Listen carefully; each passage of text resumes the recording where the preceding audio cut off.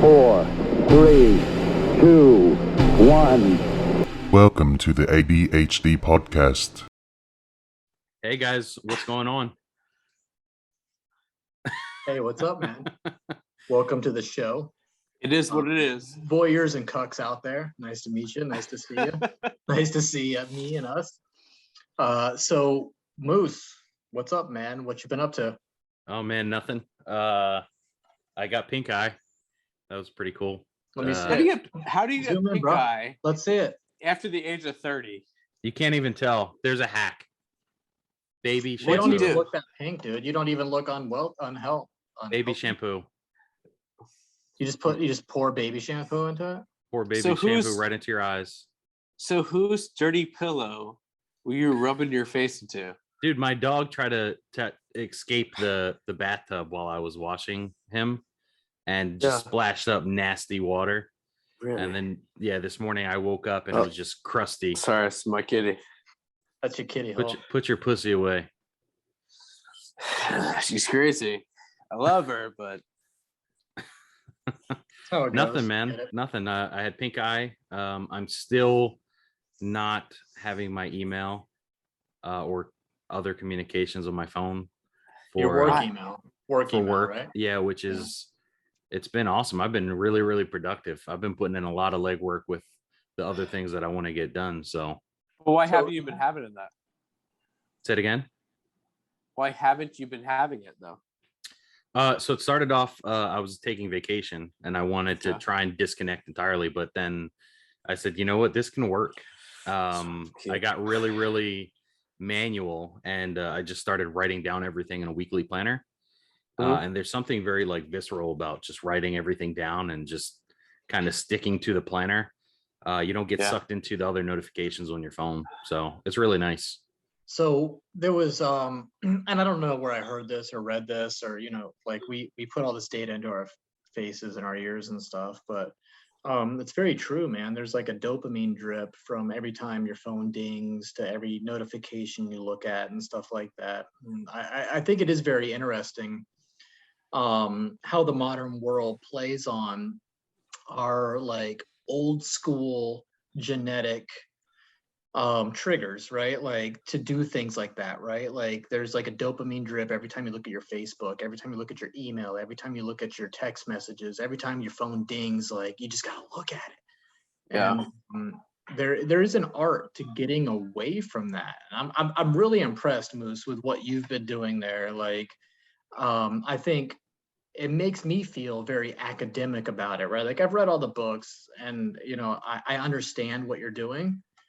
But I don't know that I've done it as stringent and as hardcore as you, man. That's pretty impressive.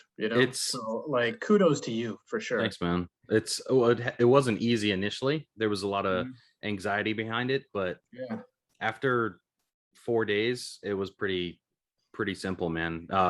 Even my workouts are better. After 3 days, it's out of your system, right? Like, Wait, so the stuff that we consider like hard, Moose is like it's actually pretty simple. yeah. Like it. So what else, Moose? Anything else? You're looking pretty good, man. Like in general, just You're looking pretty lean. His neck looks pretty lean. His Yeah. shoulders look pretty lean. Yeah. Let's see it, dude. Yeah. Let me Bro. see it. Come on. So what else? That's all I What got. else is the secret, man? Like No, you're wait. definitely your stock is definitely up, man. You're on the upswing. He's What's up. going on? What else are you He's doing? stuck with over He's stuck with everything. It's there? He's on. it's He's simple. on Trembolone. He's It's on the trend. Look at him. Look at It's him. trend sandwiches. Look at him. Dude, I'm telling you, my workouts have improved because I'm not checking my phone constantly. Like I have no reason to check my email. I don't get anxiety. Like I hear a ding, but I'm in the middle of a set, so I need to hurry up. Like none of that. I turn off all my notifications on my phone. So did you just train yourself out of it, or are you just like ignoring work and being a lazy fuck? No, dude, I've gotten so much done. I just created the national advertising flyer for one of our marketing campaigns right now. Yeah, so when I tell you I'm super productive and I'm doing what feels like 10% of the work, it feels really good. So Are we put this out there. trending in Yugoslavia right now? Is that? I'll tell you though. So like I get on one call a week where Moose is on it, and he is the highlight of the show, though. And I know I'm the only person that knows that this motherfucker is not working. But he is like the rock star of the call. Like, it's like legit. Like, I'm just like, oh, Moose is coming up, and everybody holds their breath. They're just like, let's see it. Everybody's buying a ticket to the time when Moose talks. And I'm the only one that knows. Like, I'm like the one that's seen behind the curtain, right at the end of the yellow brick road on the Wizard of Oz. And I'm like, oh, he's fucking full You're of Dorothy. shit. Dude, I used You're to Dorothy. just be what everybody else is, like people say, oh, put your phone on your email, that we have access nonstop, have, your other communication services on your phone, make sure that you're constantly checking that, 4 or 5 times a day. And I was doing that. I was like in the rat race, and man, it's just a quicker way to burnout. And now I'm literally running circles around many people.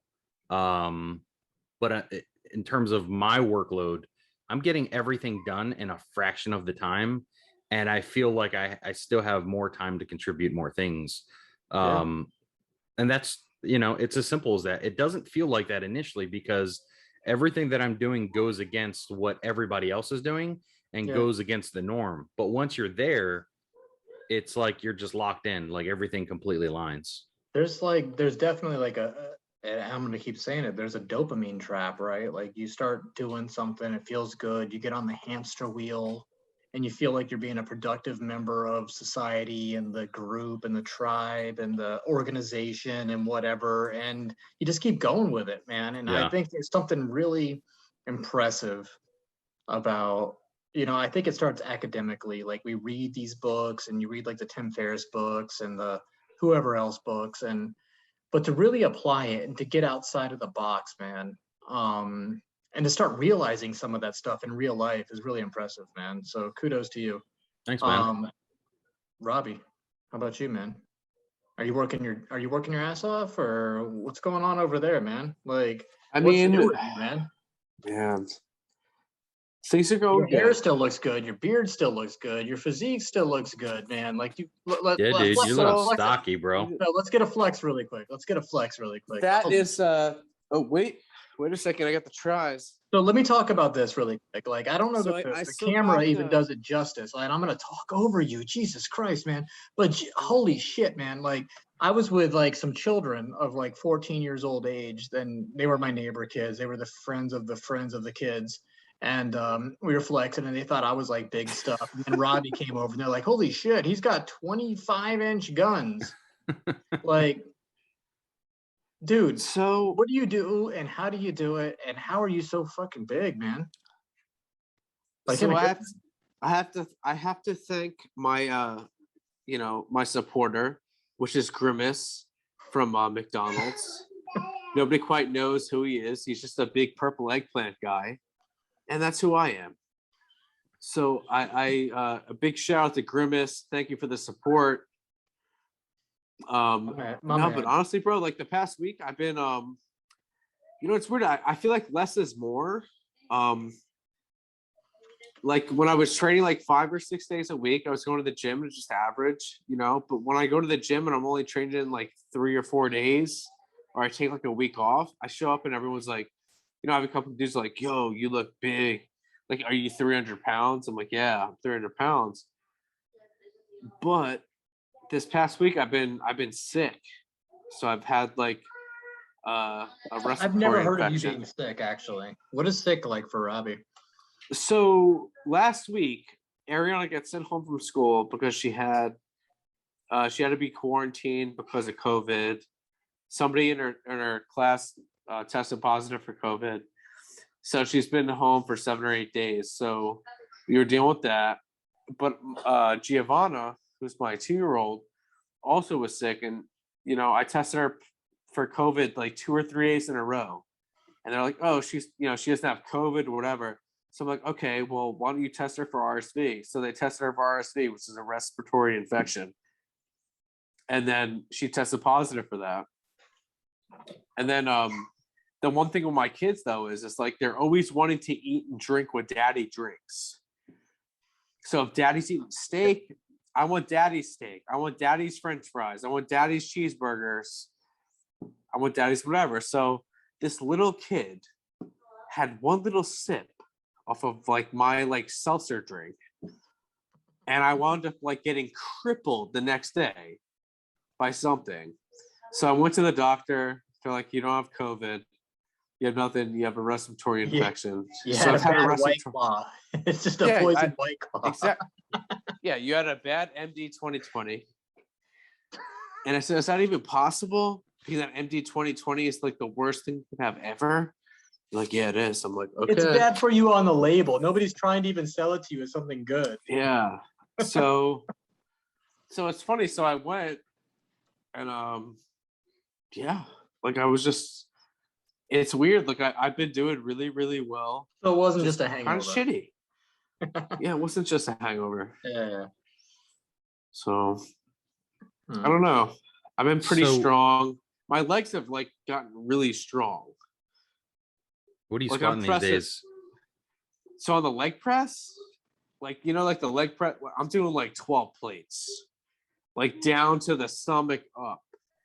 Moose, is that good? I Yeah, don't that's even know. fucking Dude, fantastic. like, listen, I'm doing like 615. I'm doing like 6 plates for like 8 reps. Moose, is that good? Yeah. So you guys I'll- know. I'll Like- take off my pants right now and show you guys. I But believe it. no, I You don't have. have- we don't need all that. I'm pretty. For some reason, my legs are like my genetically strong thing, which was You've never. always talked about what I that. wanted- You're like, when my legs are strong, I'm strong. I Like, that's never your wanted thing. it to be. I always wanted like a genetic abs, genetic arms, genetic chest, but my legs are like I go Yeah, to the you gym are. and I wear the spandex, and I'm like, I mean, I got striations in my glutes, you know, but I'm fat. I'm fat up from them though. So my theory has always been like, fuck leg day. I'm gonna make everything else look good. Wait, By let the me cut time you I off. take my pants Leg off, it's day- too late, chick. It's too late. Leg day is the difference though. Leg day is the difference. So I was talking to this other dude at the gym. So there's a Robbie like getting big, training hard physique, and then there's a Robbie with training legs physique. And the training legs physique is totally different. If you train your legs, it like wakes up the rest of your body. I can't explain it. No, I can't explain it. But since I've been training my legs like the past year, like the rest of me, like it made the rest of me grow. I know it sounds crazy. but it- Deadlifts will do that. Yeah. Squats, leg press, even like just training my, like this is the first like couple years that I actually like, trained legs. Did you just say And since cat press? Yeah, cat press. It's when you get like a bunch of cats and you put them on top of a. No, don't laugh. It's when you get a bunch of cats, and then for every rep, you know, you do it right. Meow. Right, meow. Right, So meow. listen, like I'm laughing because I've never done leg day. Like the best leg day I've ever done is like I ride my bike to the gym, and then maybe I'm not quite tired yet, and I'll do a couple like presses of like 200, 300 pounds. Dude, And I then swear to God, I can Right. feel the testosterone rushing to my nuts when I do like an 800, like, and I'm like genetically, my legs like have been given to me, and I, you know, I give that. You should have been a running back. You should have been Ed McCaffrey, but your parents fucked up. That's your parents' you fault. fast? That you're not. I'm a Mike Allstar. He I is. should've- No, he really is. He's I a should have Mike been a Mike All-Star. Allstar. Yeah. He should have been. If his parents had a vision and knew what was going on, they would have trained him appropriately. He would have been pushing a sled. He would have been running through freaking blockers. Like they would have been training him. Like Robbie should have been a halfback. Like he should have been training. I in that cannot from- get below 260 pounds. If Robbie right had now. my parents, if Robbie had my dad, Robbie would be in the NFL. I'm pretty sure. I had no It's talent. true. Like I just trained. That's true. Robbie had the talent. He should have trained. My dad loved me. He just didn't care enough about me didn't know to be about sports. successful. Yeah. Yeah, he didn't care enough about success. Wow. Hey guys, so let's talk about this really quick though. I'm gonna switch topics real quick. I went hard. Kanye West is an artist. Here we go. I went real hard. Another fucking 2 hours. This shit's gonna go on for another 2 to 3 hours. No. I'm gonna concede something here, right? Like, so the live performances in Atlanta, then I went to Chicago, and then I got really hooked up, like him and freaking Kim, and like she came back, and I was like, is it part of the art? Is it art creating real life, or is it real life creating art? Like, I'm not sure. And then the album finally dropped, and I've been waiting so long. You guys know I've been overselling this thing. I've been like, I know, dude, I'm on I know. comments. I'm the biggest fan. I know. Even after he 808s and Heartbreaks or whatever, like even after all that shit, the first After His Mom Died album and stuff, and I'm just like, God, but the dude's a freaking artist. Like, he is, in my opinion, he's up there. He should be up there with South Dolly. We should be talking about like art as in general, like what people do, what they make, and how it is, and like I think he's a true artist. But and then I listened to Donda, and it starts with Donda. So the thing, and I was like, I'm gonna that's let you artistic, finish, that's but cool, that's whatever, I'm really passionate about what's going on right now. Yeah, it sucked. I'm just gonna come out and say it the whole album. Like I wanted to like it. I really want to like it. Like, and I tried to like it. I tried to come on this with you guys and be like, no, you don't get it. Like, there's some like redemptive like pieces to this album, and while I do think, like, I think that he's pushing the boundaries with production. There was a lot of really cool and interesting things that he did in the production of it. Yeah. But the album for general and pop culture consumption was absolute trash. It's an absolute. It was a shitty gospel album. So it really was. And if this becomes a popular album, and if people are into it, it's like, not going to. I'm the biggest Kanye fan in the world. It's not. And it's a really big misstep. Like, he went really artistic, and I think that he really honed into some artistic thing and I think he forgot that he made it for him, and he made it for nobody else, because it was really bad. Like, and it hurts me to acknowledge that. Like, I feel like I know. No, I know it does. I know it does. It was bad. It wasn't good. It's like admitting to the Ultimate Warrior when he beat Hulk Hogan. Yes. And he held the Intercontinental and the World title. He didn't really deserve the World title. I get that. So I really want to have my friend on the show next week. My one of my really good friends, Raul, who loves Kanye. Like, oh man, I love this dude. Like, so we've been arguing all week about this. So my biggest thing is, all right, so we complained when he had 9 tracks for like a minute to a half or to a minute 45, right? So he released his album. It's 27 tracks. 27, right? So that's ridiculous, right? So it's just like less is more, and then the biggest thing that I'm like really like laughing about is like the whole Drake and Kanye thing going on. Because Drake released his album. They're working together. This is like Republican Democrat stuff. They're working together to hype each other's shit. He just did the thing where he put Donda all over Canada, right? And Drake's hometown. But listen, they're friends. Let's not confuse this. They are friends. They're both very intelligent dudes. They're not beefing. This isn't Biggie versus Tupac, like dumb shit. This is like Kanye versus 50 Cent. Remember when their albums came out, when Kanye and 50 Cent, and Kanye's like, 50 Cent was like, if my shit doesn't outsell Kanye, I'll retire, and blah, blah, blah. Yeah. They both sold a bunch of albums because of their beef. And that was like the last cool hip hop beef, in my opinion, right? Yes. So he's recreating this thing with Drake, who's a pussy from Nickelodeon, and it's not gonna really work, but that's what they're doing, right? Like they're I guarantee you they're friends. They're friends. They're not mad at each other about this. I mean, money is next so thing powerful, you know, Machine Gun Kelly's gonna be on both their albums. which I'm going to see this month. God, I Double hate Rock you. in Orlando. Really? I got extra tickets, bro. I got like 6 tickets, bro. There's a conspiracy that Drake fucked Kim Kardashian, I've heard that. right? And Kiki, right? Kiki, do you love me? Kiki is Kim Kardashian's childhood nickname. For starters. Moose. First of all, Moose, I love you so much for your analysis of shit. It's so like straightforward. Just No, there's a Kiki bunch song of it. again. It's in all of their I love- lyrics. They do it on Moose purpose. he's like the They all learn medium from between Jay. us. They all learn from Like- Jay. Like all. Moose is like the medium between the way that it makes us work. Yeah. You know what I mean? So Moose, go ahead and sing Kiki. Yeah, go ahead. Love Go me. ahead. I want to say my No, part sing it. really quick though. God, I got to do Let it. Mo- The only best part on almost every Kanye West album is when Jay-Z starts talking, and that was God, the here only we go. that was the only Here we highlight go. of Donda. That was the only highlight of Donda when Jay started. No, the worst fucking Kanye fan is the dude that was the fucking Jay-Z fan before Kanye. That's and me. And that's Tim.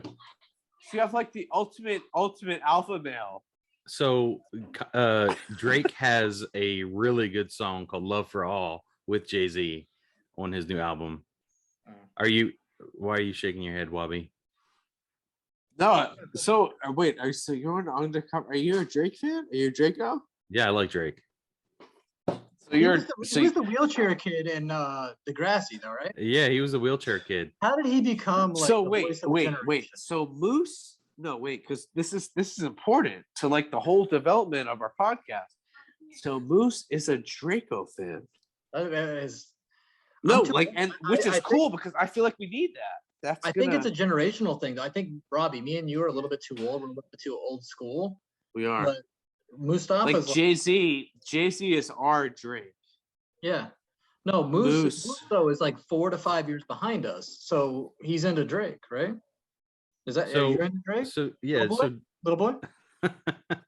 Drake represents for me like an ultimate, very realistic come up, right? Sure. Which is what Jay-Z is ultimately, right? But Drake has Jay-Z's my never hero. claimed to be, gangster. He's never claimed to be anything he's not. Sure. He's That's just true. whatever he is. That's true. He's from Canada. And But that was Jay-Z Toronto. after the second or third album too. He stopped playing that shit. He's like He did, but Jay-Z was like a legitimate like dope dealer in Brooklyn. he was. He's like the true American dream. but he stopped Yeah. it. By the third album, he stopped talking about that shit. He's like, no, He I have a did. lot of money. He's like, I got a But- lot of money and I do like things. I know. We gotta let Moose do his thing. All right. Moose. So Kanye's first album was like 2004, I think. Right? Does that sound about right? That's about right. Probably 2000. All right. So yeah, about right. Drake's album, just to show you like how like sustainability. Drake's first album came out in 2009. Wow. That's It not, did. like, It did. that's crazy. Was So- that Thank Me Later? Yeah. So it's What like was when it? we talk about quarterbacks, right? Yeah, it was Thank Me Later. Okay. When we talk about quarterbacks and we talk about, who's the GOAT, right? We do have to take a look at, statistics and sustainability. That's why Tom Brady is the GOAT, because for a while, right, everybody thought Peyton Manning was going to be like kind of hedged as the GOAT. He's still the Dude, goat. don't say Peyton Manning. Don't Moose, do don't not start say that conversation. Moose, do I have- not I have say opinions Peyton there. Manning, please. I have very sincere and deep Moose. opinions there. Yeah. Anybody besides Peyton Manning. Like Yeah. seriously. Like Marino. there was one Marino's Super fine. Bowl Yeah. where we Marino. literally thought that Tim Ashley was having sex with Peyton Manning. Like seriously.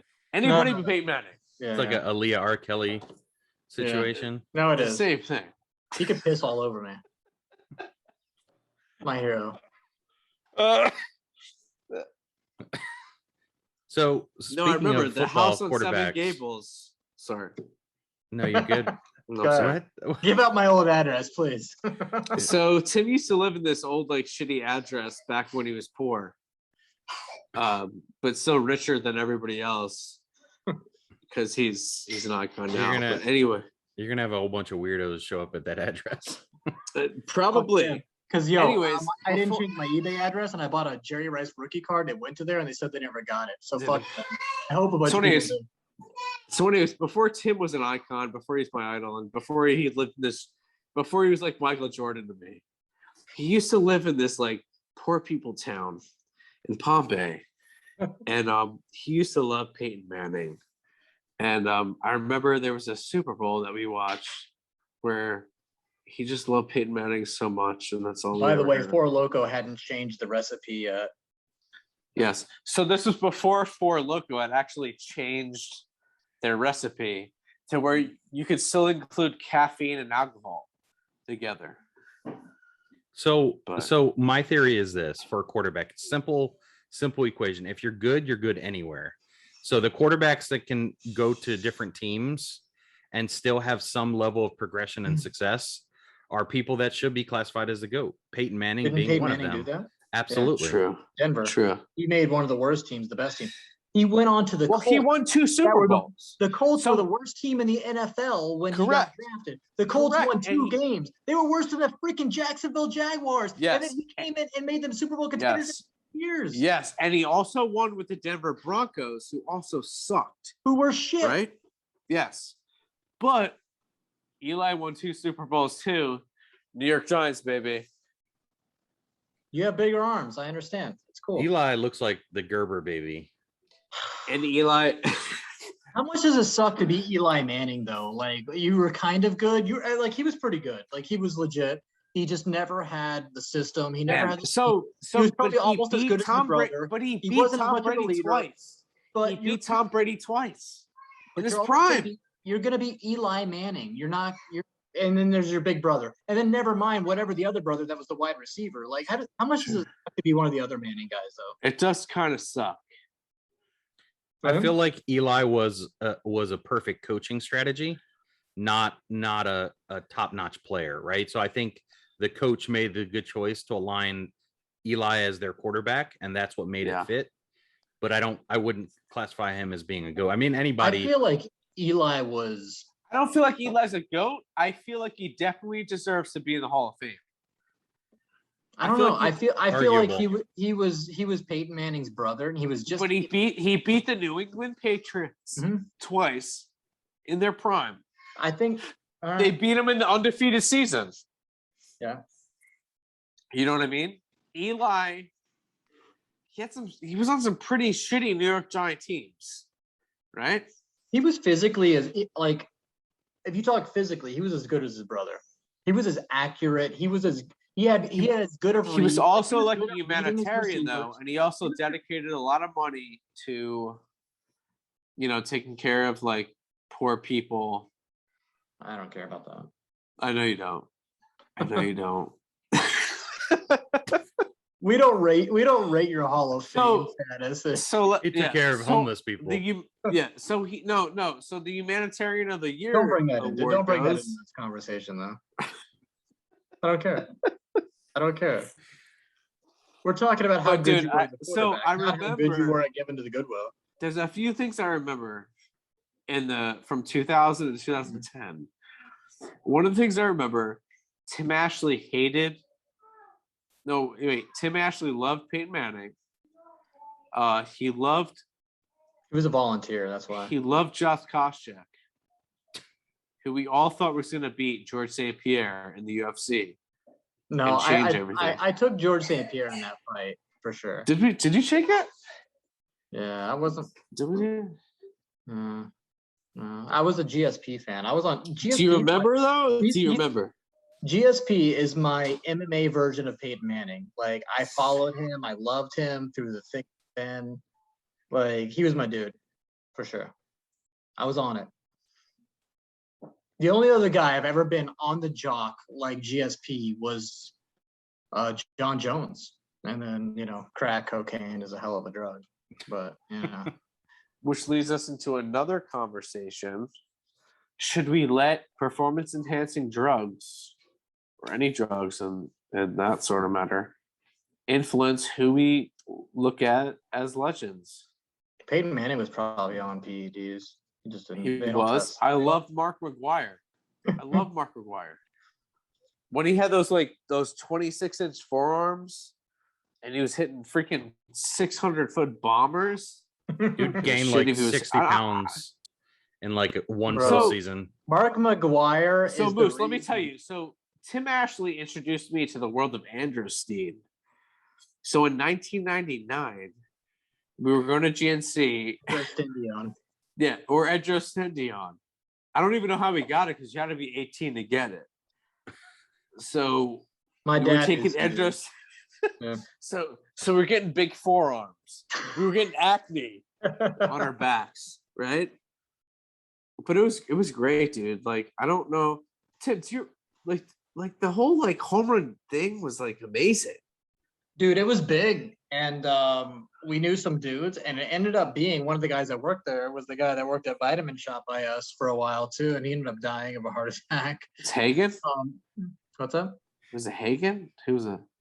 No, Hagen was the guy that owned the GNC. Yes. I forgot his name, man. Even my kids knew him. But no, the Andro was interesting because it was making dudes hit home runs, and it was still legal for a minute. And my dad had a friend that had a supplement shop by us, and at the time it was like whatever. And my dad's like, you know, you can mow the lawn a couple times and I'll pay you. And then I had like credit with my dad, and he's like, what do you want to spend it on? I was like, dude, I'm trying to get big, man. Like, I'm trying to like get some chicks at school. I'm trying to beat up some bullies and stuff. And my dad's like, well, dude, like, you know, you're on credit, man. I can give you the 50 I'm bucks. trying to get big. I'm trying to Or beat we it. could, I'm we trying could go beat down it. to my friend's shop and I can get you $50 worth of this stuff. And he's like, I can solve all your problems. Like, my dad was my drug dealer. My dad's like, he's like, Your dad was cool as shit. no, my dad was like solving problems for him and me. Like, I think that I was like the bad Ball brother. Like, my dad was like the bad, Yeah. like what LeVar Ball. Like, he was like, dude, whatever it takes. Like, my dad was getting me Andro when I was 16.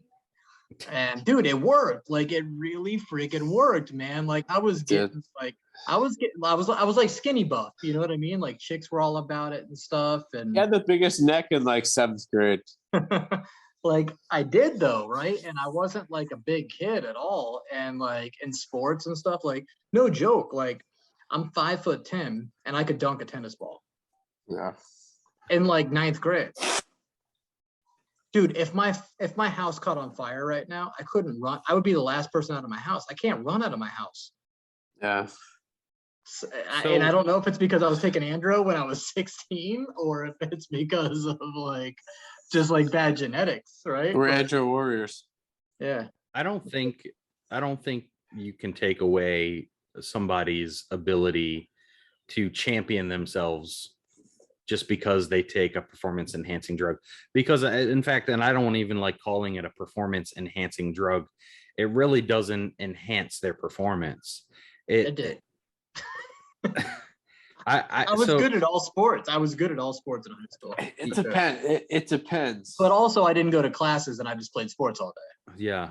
So there's like, I if think you've actually there's like, if the you've whole, actually done them, what's the guy's name? Like the man, I was maybe we should have a snowboarding show guy. on like we should have a show like one time about what I've done, and then we can talk about it. What was the snowboarder guy? The famous something White. Shaun White.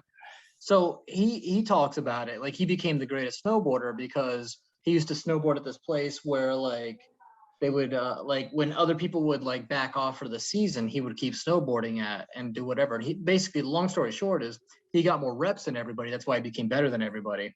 Yeah. And I think it's similar. Like, I think that probably me, I'm a good example. Like, I had no genetic gifts. But my parenting style did force me into getting reps in sports. So I stood out a little bit at an earlier age. But past high school, I don't think that I was genetically proper. You know, I wasn't gifted enough to go past a high school stage. It's just I worked my ass off. My dad like forced it a little bit, you know? Yeah. Man, I remember I was thinking the other day, I was watching like some YouTube video of like that dude on YouTube that's really big, like Big Boy, right? He's like that big like Mexican dude. Yeah, it's strength or whatever. cartel. And he's like, oh yeah. And he was like, I did 315 like 16 times. But Tim, I know that you remember I did 315 like 13 or 14 times when I was like 19 years old. I remember going. So I remember showing up to parties, and I used to like 315. I used to do like 20 times, and this is before social media. This is before anything. And I remember seeing them the other day. It's like I did 315 18 times. I'm like, dude, I used to do 315 like for breakfast. Like that was nothing. Yeah. Like all the way down, all the way up. Like all the way down, all the way up. You know. So this is like an era when me and Jason are trying to put up like one plate of 45s on each side, and then Robbie comes in, he's like, let me do 3. You know what I mean? Like, I remember showing up to parties and being like, I was kind of like, I'm a little good looking in the face. I got them green eyes that are pretty rare. And Irish eyes smiling. Yeah, no, I can get chicks, and I feel and felt pretty good about it then. I was like, I mean, you got my sister, so yeah, and that's a whole new episode. I'm yeah, that's a whole nother episode. That's a That's a whole Phil nother episode. That's a Dr. Phil episode. But I've always been pretty confident, right? Like, and I was a pretty good looking dude, and and then on top of it, I was like, when I take my shirt off, chicks are not gonna be let down. Like, shit looks good. And I remember being at a pool party, and then Robbie shows up, and I was just like, bitches, get off, like whatever, just go. Like, I understand what's gonna happen here. Like, Go ahead and Robbie leave. takes his shirt off, looks like a Greek Adonis. He's like probably like 225. We're like 18 years old though. There's veins in his chest. There's veins going to I had his veins dick. in my stomach. There is a yellow brick road of veins going to his dick. Like, here's where it is. There's veins in his chest. They're in his shoulders.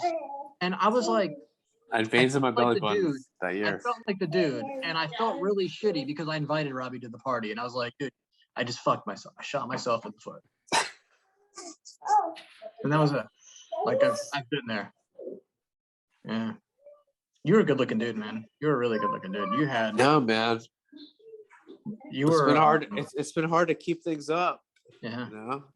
But I'm still here at the age of almost 40. So you were on steroids, obviously. Not back then. But you were. You definitely were at that point.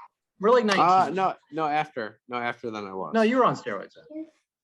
I But couldn't afford it. I didn't have the money. you were putting bovine shit in your ass by that point, but how hard were you working? Do you feel like you had to work harder, less hard, and it just got there, or what? Man, so and I'll say it, like, no homo, dude. You look sexy as fuck. Like, you were juicy as shit. If your waist size was probably like a 28. Your chest I feel like this was should be bigger a than separate I could even get episode. mine now as a fat I'm gonna boy. delve into it a little bit. All But I right. feel like this should be a separate episode. Don't So go too far.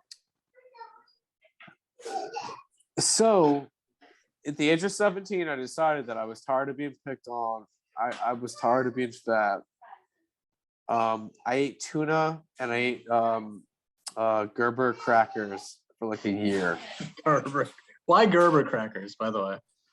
They were the only ones that my mom got from Walmart. Yeah. So I did that. I graduated from high school, but there was this end of the year party in May for Mel High that was on Fee Avenue where they had like this pool party at the end of the year. So I decided that I wanted to show up at this pool party and be like big, ripped, whatever. So I showed up. I weighed 198, and I was really I was big, I had abs and stuff like that, but so I did that. But man, it just sucks because like back then I did it for like attention when I really wish that I would have did it for myself. And if I would have did it for myself, I probably would have continued that on till now, but I didn't, because all that stuff that I did back then, it was for like for just like attention, you know what I mean? But now when I go to the gym and I'm 38 and I go to the gym and I trained, I still have it. Like, there's something that I had that others don't have that I'm really appreciative for. You know what I mean? So you're like, naturally stronger than me, for sure. You're naturally built to be stronger than me. like I And go to the steroids gym had and nothing to do with I go to the gym, I train in like a tank top, and people look at me and they're like, oh man, like, you know, like younger dudes are like, oh, oh, you know what you're doing and stuff, and it's like, I'm not doing nothing. This is just me. Like, this is me. You know what I mean? So it bothers me just because I know, like, back then, like, maybe I would have had like some sort of talent to actually be something or do something with it. You know what I mean? You So probably I'm gonna could've. blow your mind real quick, okay? So the past and the future, they don't actually exist. They don't. He's It's right. literally just a recollection that lives only in your brain. In fact, your version of you only lives in your head. There's like a million different versions of Robbie, and each one lives inside of our heads, right? My This is version of making me feel Robbie. really fucking powerful right now. Like, dude, you're making, Get it. dude, you're Get making it. me like, Get I it. want, like, you're making me feel really good right now, Moose. Go Dude, ahead. I'm so serious. Dude, Like keep blowing him. the thing that you feel like you have that right now. Yeah, I mean, you do. Tim is saying, keep blowing him. You legit, you have that right now. So if you feel like you have it, like the only thing that you have is right now. The future hasn't happened. It lives in your head, and so is the past. And everybody's recollection is in the past. In fact, if somebody were to see you that you knew in high school, they probably like, damn, Robbie still has it, right? Yeah. It's only lives inside your head, the recollection. So don't live with the regrets or like the what ifs or like, dude, you can still be something crazy. Morgan Freeman didn't even become like an actual star until his 50s. His 50s. He was doing like little bullshit and that's what I feel movie like. jobs. I feel like my 20s were like completely like bullshit. Yeah. It's your You know what I trial mean? run. Your 20s is your trial run. Yeah. I firmly believe that. Some people have a shorter trial run than others, which is okay. But you know, that means that they've learned the lessons that they're supposed to learn in a shorter period of time. But that doesn't make it better, right? Because sometimes things need to mature a little bit more. It's like wine, it's like cheese, right? Some things are better with age. So the longer they age, you know, the more enjoyable they are, right? And I feel like the 20s is that. I took, you know, my 20s, and it was just a big fucking learning lesson. Like everything that I did was So like, I feel like that's yeah. exactly what I feel like. Yeah. Yeah, That's absolutely. exactly what I feel like. So, man. So like a week ago, I dealt with the death of like one of my friends that I grew up with, right? And we grew up, you know, I remember him because he was the first one that had like a car that used to take us to school and like all this other stuff. But, you know, going back there, I had to go to the funeral and do all that other stuff. And like, there was a bunch of like things I was faced with that I didn't necessarily want to face, that I kind of blocked off, right? But it made me really appreciate and made me really think about, like, you know, every day is a privilege. You know what I mean? Like, we're privileged every day. And when I train, ever since that, right, until I've been sick for a week, so I've been really sick. So, but before then, that week after that, like I remember like every rep that I was doing that was really hard, I said, you know what? It's a privilege to have this rep be really hard. It's a privilege to have all this. Like, you know what I mean? And I feel like that's like how we should live. Like, we should live like everything that we do every single day is a privilege. You know, so if stuff gets hard, it's a privilege over being dead. So would You know what I mean? So- Like, think about it. I'm gonna let Moose go first, but I agree 100%. I was gonna say Every day's a privilege. would you now say your pussy's on your kidding. back again, bro? That's not where your pussy belongs. Hey, Um I call it So- triple C, triple kitty.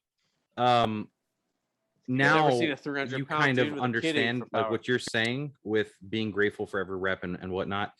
Now do you understand like my perspective when I say a performance enhancing drug doesn't necessarily enhance your performance, right? Because Yeah.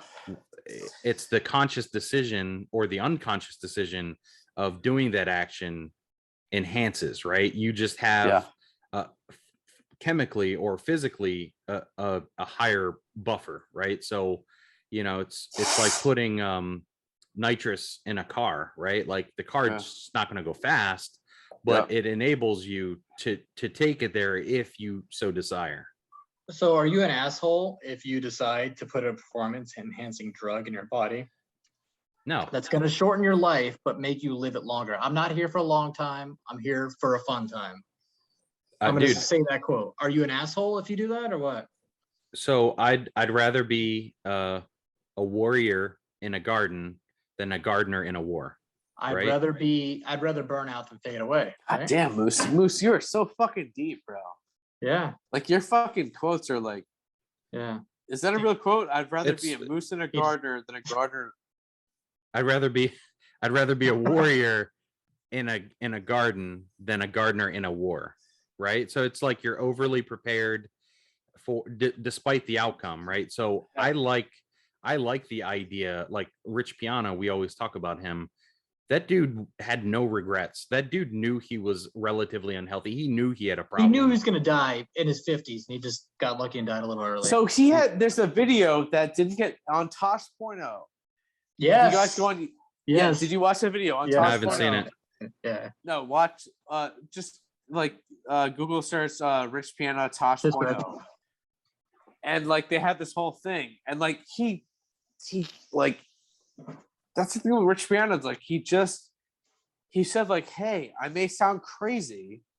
This isn't for you, but if it is, or if you do this is how I live. He never ever tried to preach to somebody that said like, hey, this is what you should do. You know what I mean? Yeah. Well, that's what I respect about athletes that claim to not be natty, right? Like it just makes sense because, we like to idolize athletes, like they have 6-pack, 8-pack abs, like super V taper. But we blur the lines of what's reality and what is, with some level of drugs that help people get there. Not to mention we blur the lines with what is realistic when it comes to a normal person, right? If I'm a professional athlete, I'm more likely to get there with or without the performance enhancing drugs than a normal person. Now, if I'm a normal person, I have a normal 9 to 5 Monday through Friday. The likelihood of me, really truly dedicating to get my body that way, it's very, very unlikely. So I really respect Rich Piana when he was like, look, I'm not natty, right? What's his name? They call him the Rhino. I forgot his name. Right off the top. No. Rob the Rhino. That's what you said. Rob the Rhino. That's his porno name. Is that me? So, but so back to like my thought process, like how I think about the like quotes and how I think about like how I apply them to my thought process. It's just literally books. So, and it's funny because as a kid, I never really understood the concept, but when I start, nice pecs, bro. When I start, look at those pecs, chesticles. Just because you called it out. Just because you called it out. All right. But the more I read books, the more I understand, the application of it all. Like there's so many thoughts that unlock in my head just from reading books. And I'm gonna actually ask you guys, like, if you guys could choose like your top 3 books, right, that you would recommend for whatever reason, what would they be? I know we talked about it a little bit in our group chat, but Tim, I'll ask you first, man. Give me your top 3. Yeah, man, it would be wild. Like we talked about it, and I looked at my Audible alone. I have like over 400 books. I've paid for those. Like that's crazy, right? And then I'm a guy that likes to steal shit. So like, like my book club, my legitimate, like actual physical books is crazy. And And you pull from all these different genres, and I'll say first that I don't read fiction. And I'm sure, there's haters there. Like I might be missing something there. Like I think that my diet, if you will, on reading lacks in the side of fiction. I probably should read more fiction, and I don't, like Ayn Rand or like Harry Potter shit or something. And I'm sure that I would take something from that. But I've read in my lifetime.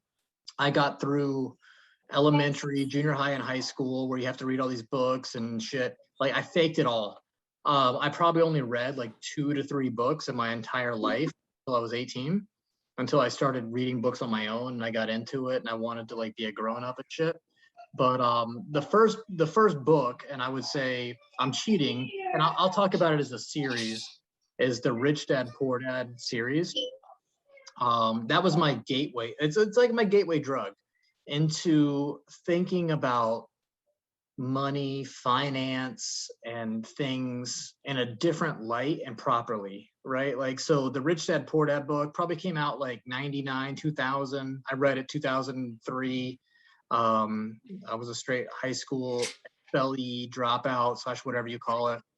And I was like, shit, man, I hit some rocky roads at that point. I was like, man, deep breath, like, all right, got kicked out of school. I was like the cool kid. I had the cheerleader girlfriend. Like I was like on top of it. And now I'm like a high school dropout, right? Like, what do I do with myself? And I found that book, and not just as a lifeline, but truly, like, still to this day, I still reread and overread and re-listen to those books. Robert Kiyosaki, who's the author, Rich Dad Poor Dad is, I'm pretty sure, the greatest selling personal finance book of all time. It is. Is it really? Yeah. He wrote two. Is it really? He wrote 2 books with Donald Trump. Why We Want You to Be Rich, and some other one, the Midas Touch or something like that. Yeah. And dude, he's actually a genius. And so I listened to those when I was like 19. I listened to them when I was in my 20s. I listened to them in my 30s. And now I'm in my late 30s, like 37. And I still listen to those books or read those books and take new shit from them. It's weird because it's very simple, but I don't think things have to be complicated to be profound. And I agree.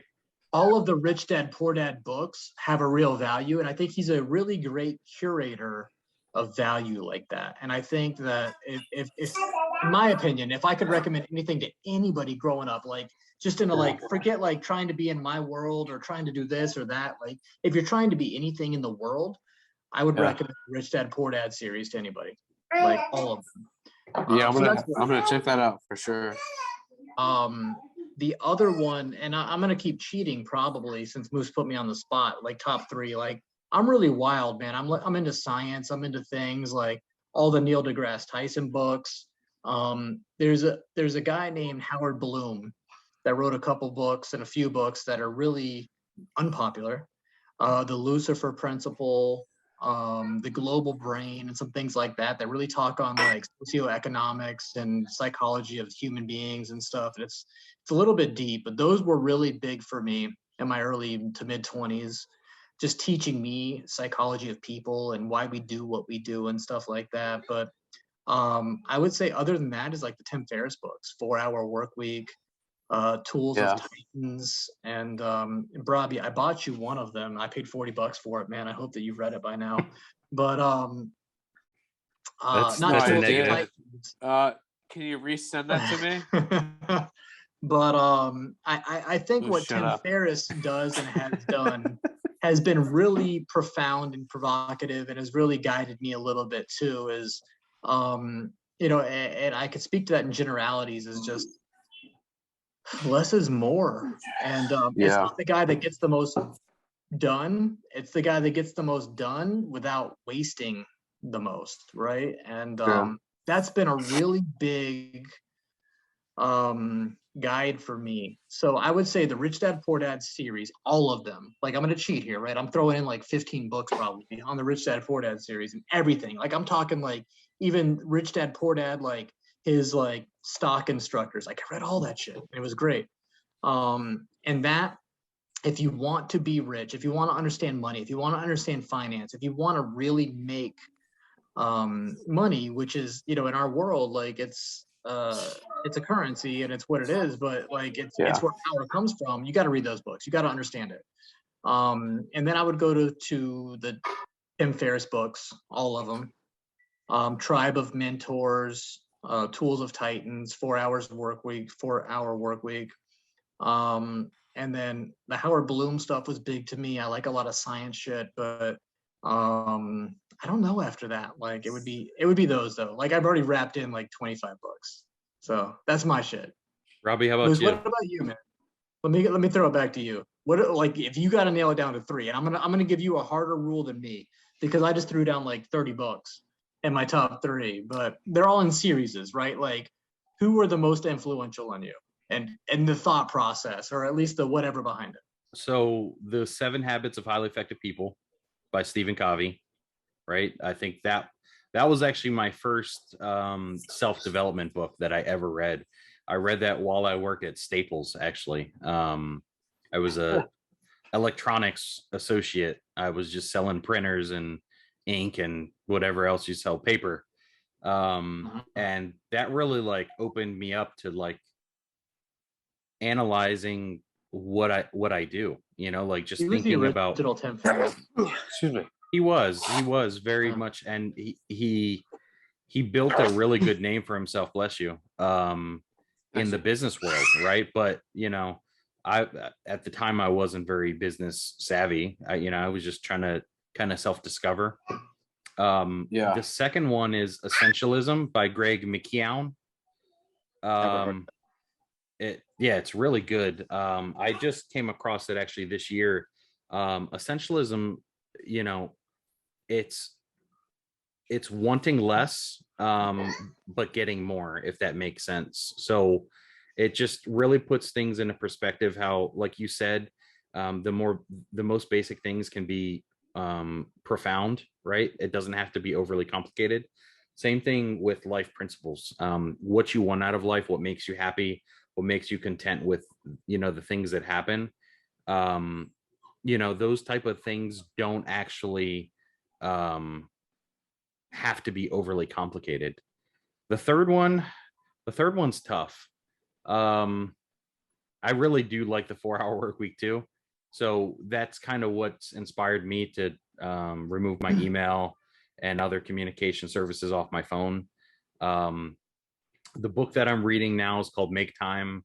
I can't even remember the author. It's two authors actually. They're both previous Google employees. They actually helped to create Gmail.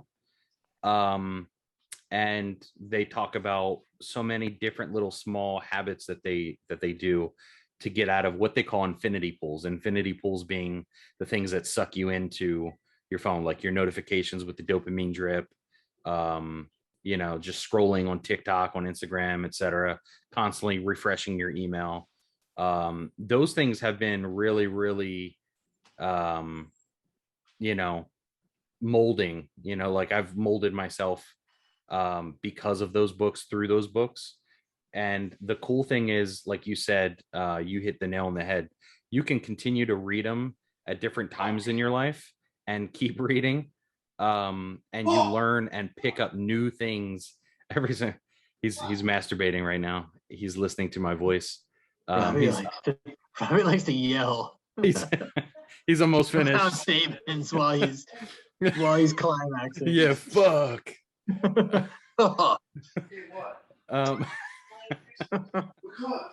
And a bonus book is Green Lights. Because I'm coming. So Green Lights by Matthew McConaughey. Dude, you told me about that and I bought it and I still haven't listened to it. It's amazing. So it's, he narrates it, if you get the audiobook, and it's just his life experiences and what he's gained from that, and kind of his principles of life through the eyes of Matthew McConaughey. It's super, super moving.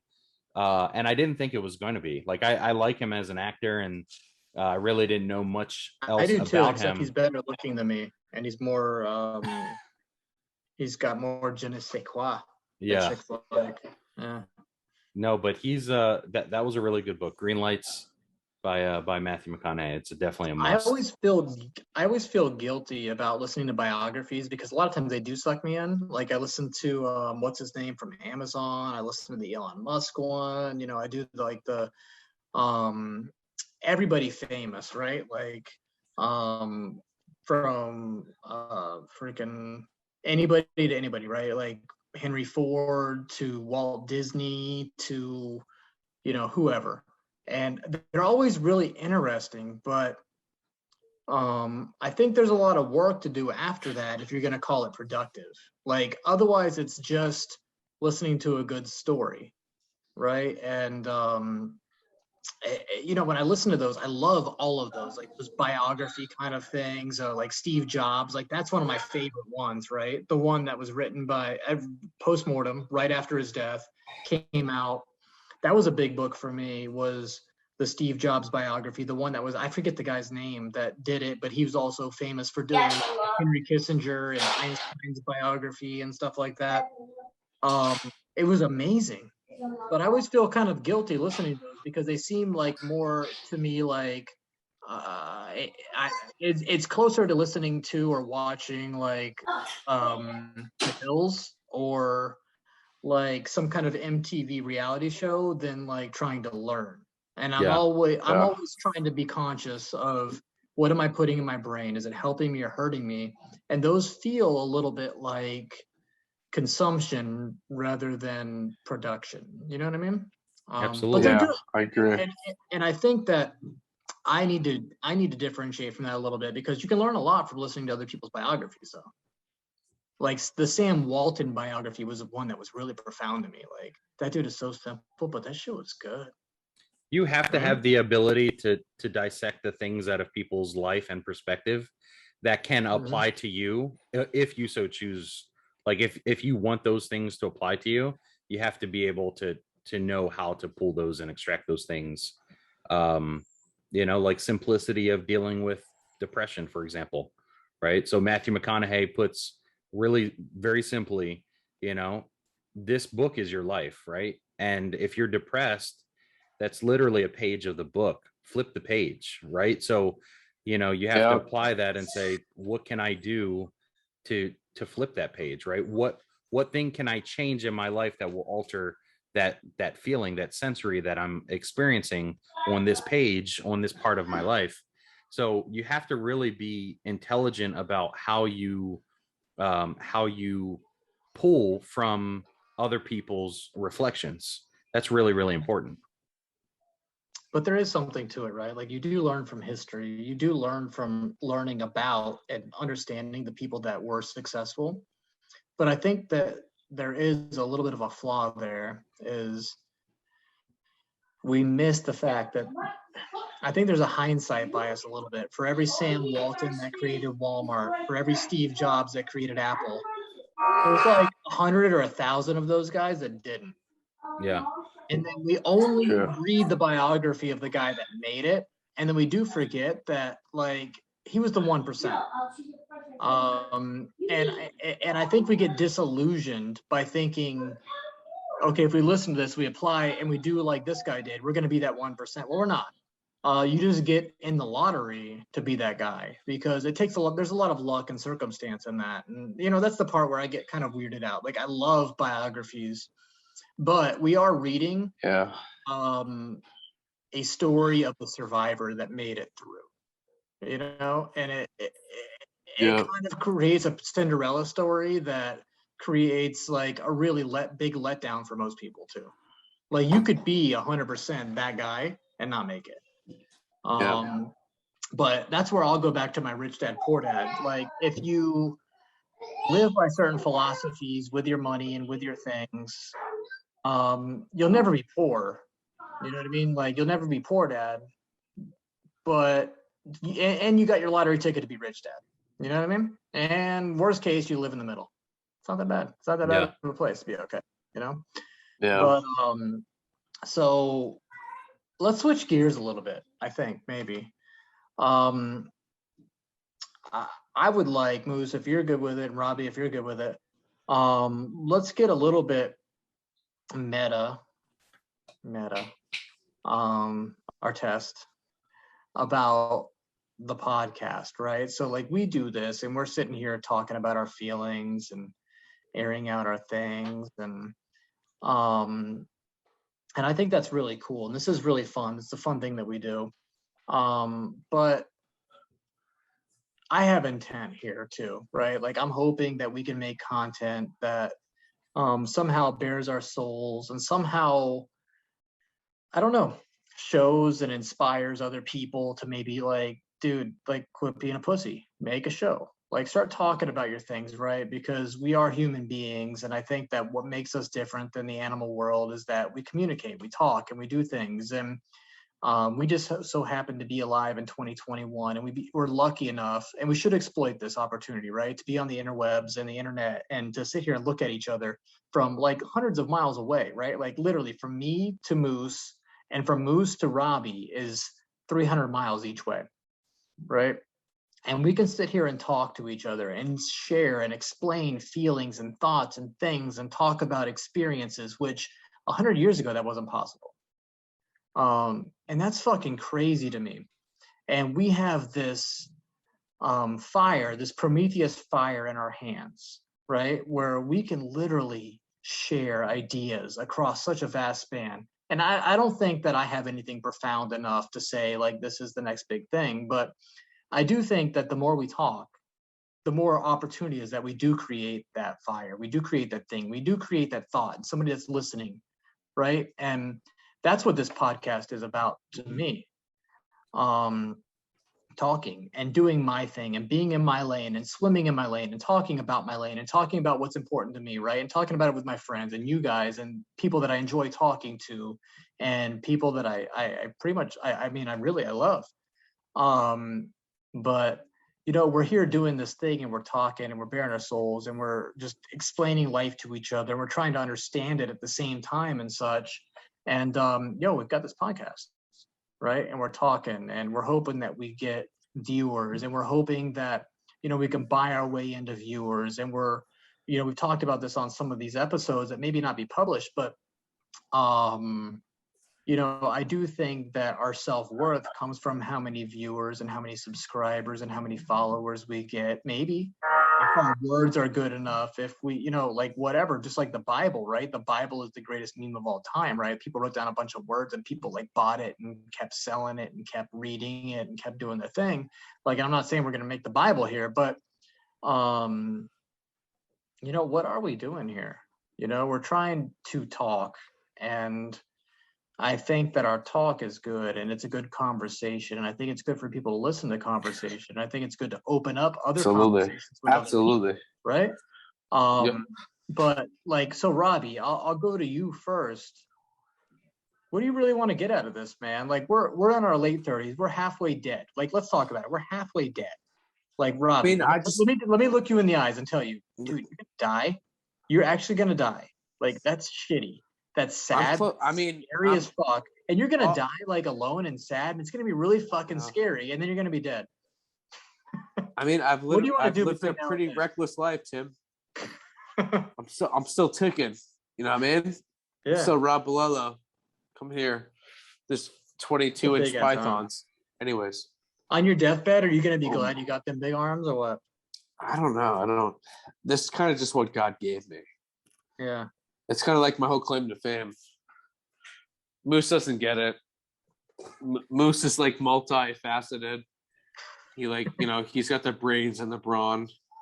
I hate you, Moose. I got the brains, the bronze, and the belly, bro. Yeah. I got the Holy Trinity. Nah, Moose is everything I ever wanted to be.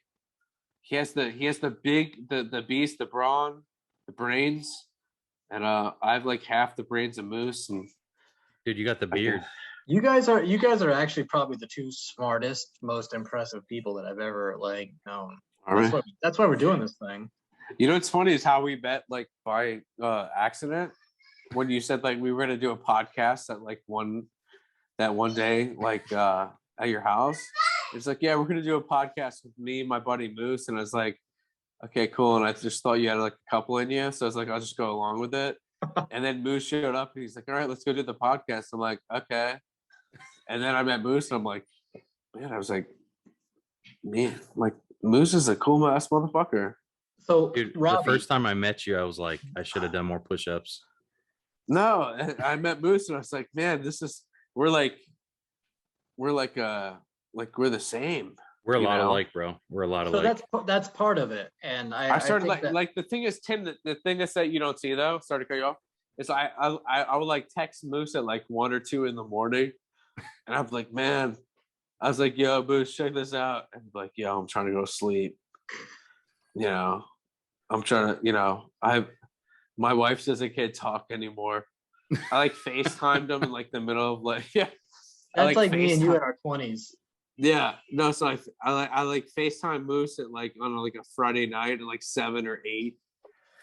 And then Moose is like, hey man, I gotta like, you know, I got a wife and stuff. I'm like, hey Moose, let's play Madden.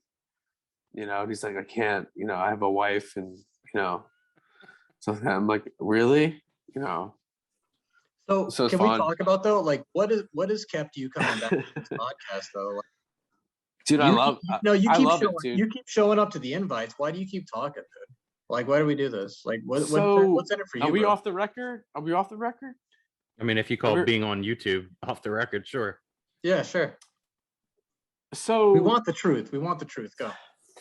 So I think it's really important, and I don't really necessarily want this published. I think it's really necessary that we keep talking about stuff like the Kanye album and stuff like that.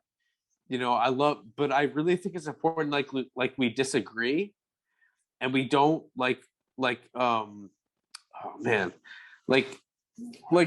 it's a great combo, right? And I keep telling people because I'm sending it. I'm kind of like getting like a kind of like I feel with like my friend Mitch, my friend Isaiah, and my friend Raul and stuff. I said, hey, look, this is our podcast. It's like, you know, and they're 2 of them are African American and stuff like that. I said, hey, you know, let's, you know, I said, so me and Tim are like alpha males, right? Like we agree on a lot of shit.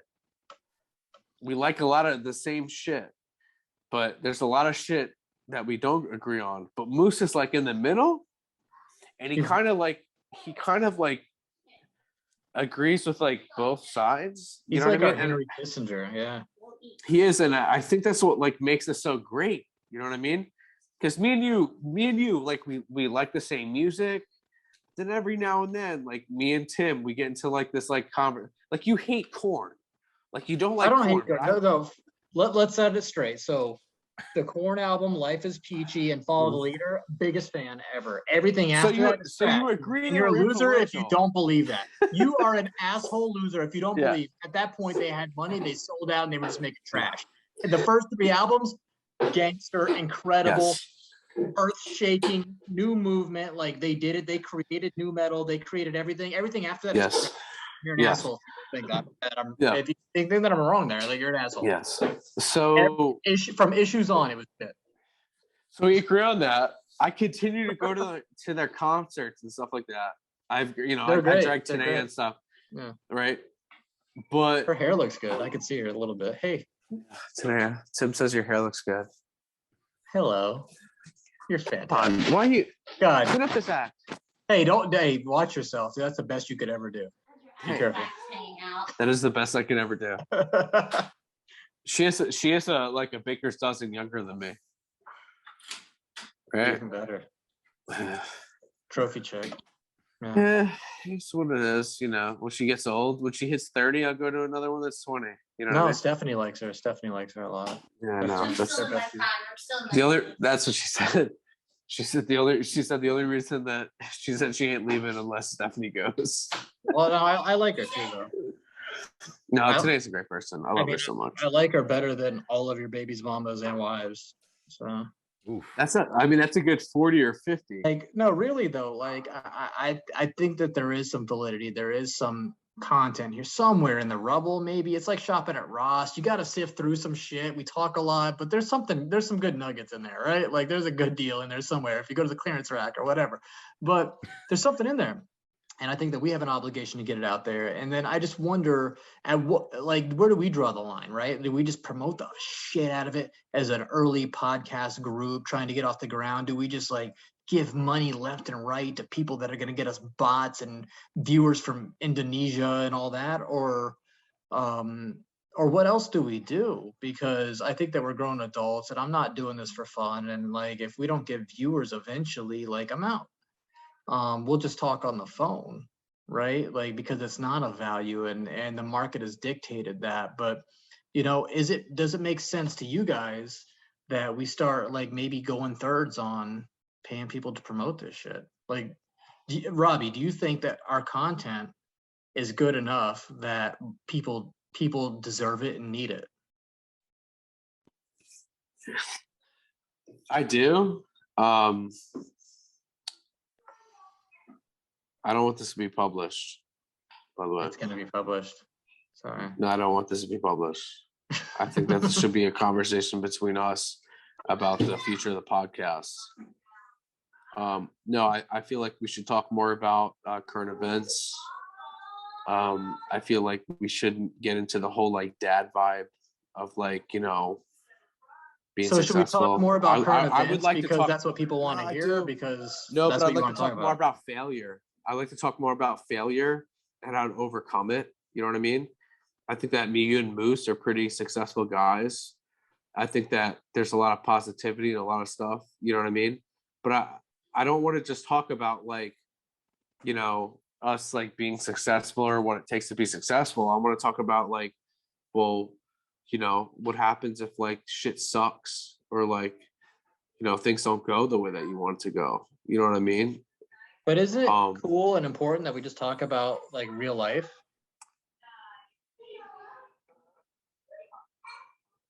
I mean, if we're not talking about real life, what are we talking about though? Yeah, that's what I'm saying. You know So what I mean? why not publish this? I mean, I want to publish it. I feel like we need a little bit more structure. You know what I mean? I don't know. It's very hard. I think it's on us to make the future better so that people can look back at this and even that meta moment where you say we need a little bit more structure, and then maybe we do it. And then maybe we do get famous and people can look back at this moment, this actual moment on this podcast and be like, dude, look at how retarded they were at the beginning. Yeah. No offense to Helen Keller. No, all the other retarded people. No, I agree. I'm gonna have so much editing. No, I agree. I just, you know, it's really important to me to, man. So, are you embarrassed? No, I want to. You're embarrassed about our grassroots? No, like, you know what I'm saying? Like, I feel like we click. You know, we're like two like, you know, kind of fit, kind of fat dudes that like enjoy lifting heavy weight.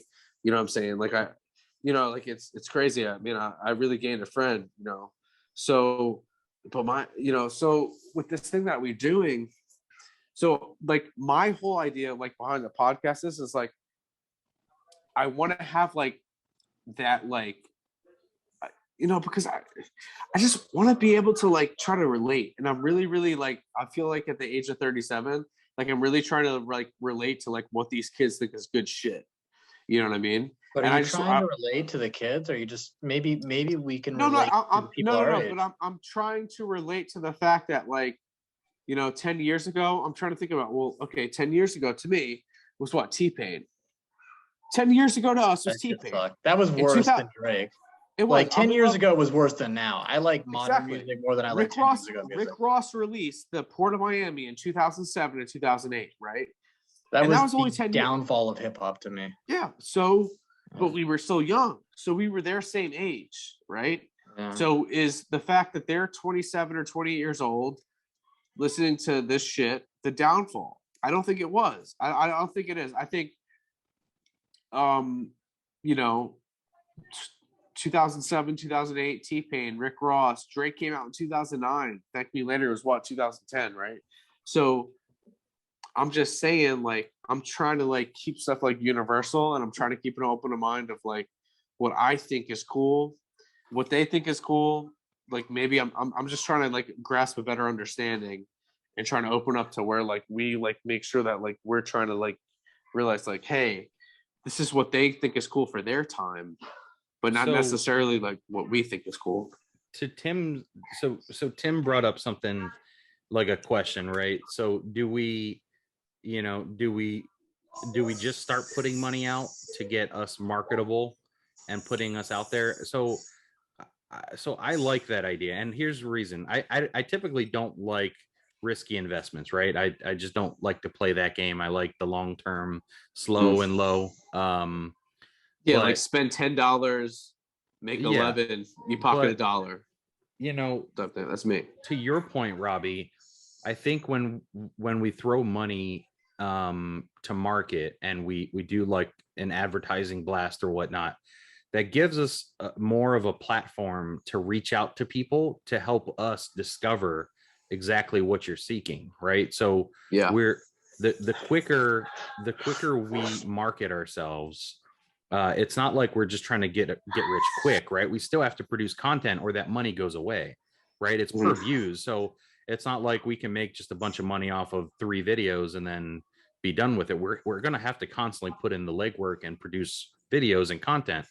But I think the idea is the more audience we have, the more we'll get a taste of exactly what they're liking, exactly what they're not liking. And that'll make us grow as content producers as well. So we can still find that blend of what we like to talk about, also incorporate the things that they're 100%. interested in, and then we go from there. So and that's what I'm my saying. take. So like, so Tanea, for example, she has 3,000 fucking Instagram followers, right? I've yet to put our fucking video on there and say, hey, I give it to Tanea. Tanea has like 4,245 fucking people on Instagram. I've yet to give it to her and say, hey, put this out there and let's see who bites on it. I know half of people are, you know what I'm saying? I feel like we need to like still try to like be on that ledge, you know what I mean? Of like what's cool and what's not cool. You know what I mean? If we're looking to make money and we're looking to, get views and stuff like that, right? So I'm looking to make money, but I'm not looking to sell out to make money. I don't want to. No, I'll give 100 examples of in my life where I did take the low road. Even in my music career, right? Like Robbie, this. Like I was in bands, and then I sold out, and I didn't even get famous. Like I didn't even get rich or famous off of it. Like I just sold out for the opportunity. And so this podcast is a perfect example, like to me, it's about not selling out. It's about making content that matters to me. It's about talking the shit that I want to talk, the way I want to talk it, how I want to talk it with my friends. But I do think that there's something good there. There's something magical there that you can capture, you can bottle up in some way. But I do feel that if we keep doing this and we don't get a bunch of viewers and we don't make money on it, we're just assholes talking. And that's okay too. We can sit on the rocking chairs and we can all just talk about back in the day and whatever. And I enjoy it with you guys. But if we're going to do this, I'm about, let's throw the money at it, let's grow it, and let's see where it can go. And let's see if it's our obligation to find the audience for what we're doing, because there is like a 30-something to 40-something audience that wants to hear from similar dudes that are talking through and talking about the same shit, maybe. And it might be 20-somethings that don't have dads, or it could be whatever it can be. It doesn't matter. But I think if we keep talking, if we keep talking about things that matter, if we keep talking about things that matter to us as human beings, other human beings somewhere along the way might be interested in it and might want to listen to it and might take something from it and might actually get better from it. And if that's the case, we can monetize it. And if we monetize it, that's like an economic vote that what we're doing is good content. And so I think to Moose's point is, I think we're talking about this in front of an audience, and I think that this is our time capsule. And we're talking about, do we just throw a bunch of money at marketing this shit so that we do get an audience, and then maybe some people do stick in the honey, and some dudes and dudettes do want to stay and hang around and be our like soldiers and listeners and that, like, do we grow this from here that way? And do we just hope that people find it, or do we kind of like put some honey out there and attract some bees? And with me, we were talking about it on the on our Discord, is I think that we throw a couple $100 at just some Fiverr people and promote this shit and find out if some people can get here. And we're almost like people, like Christians on a crusade trying to bring some people into the good Lord, except there's no Lord here. There's no Jesus. There's no Well, that's Savior. what I'm It's saying just is like, some I dudes want to, talking. Like, I think that we should throw some money at. I personally believe that we have some words to say, some things to say, and it might touch some people. And it doesn't matter if it doesn't, because it's not hurting anybody either. Like, I think that maybe we should throw some money at it and promote it and then just hope for the best. Because we So do I have, let's be real, Robbie, you make good money. Moose, you make good money. And I make good money too. I think that it's an obligation that we have now, instead of promoting or paying whatever we pay to whoever we pay. Maybe we can cut out of Starbucks. We can cut down on the Starbucks, and maybe we should just throw some money at promoting the show. And then maybe that would make us make it better, and that would make us make it more concise, and that would make us do this. But you know what? We're going to look back at this on episode whatever we're on and say, like, damn. And so will some other people be like, God, look when they were little and cute and young, and they didn't have all the wrinkles on their face. And yeah. No, I God, they were agree. passionate. Remember when, and then they came out with Donda. Yeah. Remember when they were good? When they were really speaking truth? No, I know it. So, man. So, where'd Tim go? He's doing push-ups. Is he? He just got himself pumped up. Did he? Just kidding. No, so anyways, so I do this because I literally enjoy, like, you and Tim. You guys are my friends. You know, Moose, I'm so glad that I was able to meet you, you know, through Tim. Same, man. Okay, well, it's like, well, how did you feel about, like, Sounds like the Smashing Pumpkins Melancholy album. yeah. So we like can bring 28. that controversy though to the podcast. We just need to have a subscriber base to draw contrast, right? So that's what I'm saying. So we gotta kind of have like that, like, I want that like hate towards us that like says like, oh, like you guys are fucking like boomers, or you guys are like, yeah. You know what I'm saying? Okay Like, with that. And I would love to have debate, but I don't want to make content based off of baiting people into it either. No, I don't. But I think that being the way that we are, I feel like that's something that like we are just in general. Like, I think for instance, we have when you a watch like perspective. Fit McKinley, We are the old dudes. Like, we are my dad talking about how fucking AC/DC and Aerosmith are the shit. yeah. And But when you watch the punk rock NBA, right? tell me I'm wrong, bro. Tell me I'm wrong, bro. Yeah. No, but when you watch the punk rock NBA with McKinley or whatever, right? Yeah, I He like that hates. guy a lot. So yeah, I do too, and I love his videos. But he has this bias towards like Tool and the Deftones, Yeah. right? So he does it. So He you likes know what I'm saying? Glassjaw, though. Just for No, that. he likes Glassjaw, but he doesn't like Brand New, and he's very weird. He's very, very weird with like Hatebreed.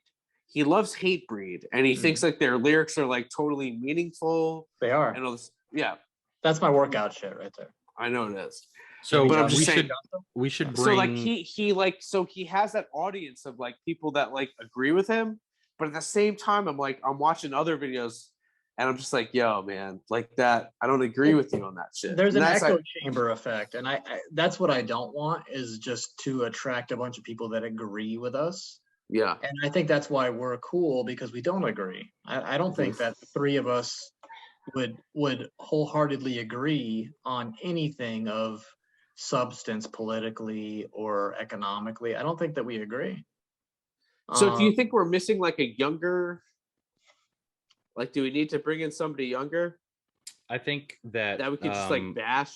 bringing a guest. I mean, I think we could bring in somebody younger for the sake of hearing that side of the story. But again, I want to stay true to what we do. I'm not bringing in somebody younger just to sell our product, because our product is what it is. It's a bunch of 30-something-year-olds talking about 30-something-year-old things. True. I'm not going to bring in a 20-something-year-old to make our product something that it's not. But I would do it on occasion to bring in a different viewership, and maybe they could learn from what they're like. Maybe 20-something-year-olds can learn what 30-something-year-olds do know. And not that we're a better generation or not that we're anything else, but we do have, like, if I'm 37, I do have 10 years more experience on this planet Earth. And like, that's like, I don't know, you can call it 30 something% more experience than they do. at planet Earth. So I do know better than a 20-something-year-old. I know way, and I can just speak from experience. 27-year-old me versus 37-year-old me, I would kick his ass. I know a lot more. I would take his money and all of that, right? So I'm hoping that there's a 27-year-old me that could maybe find me now and could grab onto that and learn something maybe a little bit quicker. And maybe it won't take him 10 years, it'll take him 8 years to learn the lessons I've learned. Yeah. So I agree with that. Sure. I think if we add guests on to contrast the things that we want to talk about, I think that will solve that problem, right? So like, for example, we bring in somebody, you know, if we bring on, so Monica, right? Monica is very eager to get on. Monica is a 23-year-old chick that is super successful on YouTube. She has the YouTube thing figured out. She would be a great contrast. She's nothing like us. She's the exact opposite. Like we're kind of like gritty. So that's my point. I don't want to bring on a dudes. 20-something-year-old unless I can learn something from them. And she might be onto something that I could learn from. Exactly. I'm good with that. And she's good contrast, right? And we can continuously bring people on about topics that we care about that contrast our opinions, right? Or at the very least, like I we want just learn. people to contrast our opinions. Like I honestly do. Like I want people to disagree with what we have to say. You know what I mean? Just because really interested to the way that people feel about certain things. That's what, you know, me and today were so like with the Afghanistan thing and like, you know, us pulling out of Afghanistan, you know, me and Tanae have been going back and forth with it. She's 10 years younger than me. So it's really interesting for me to understand her view.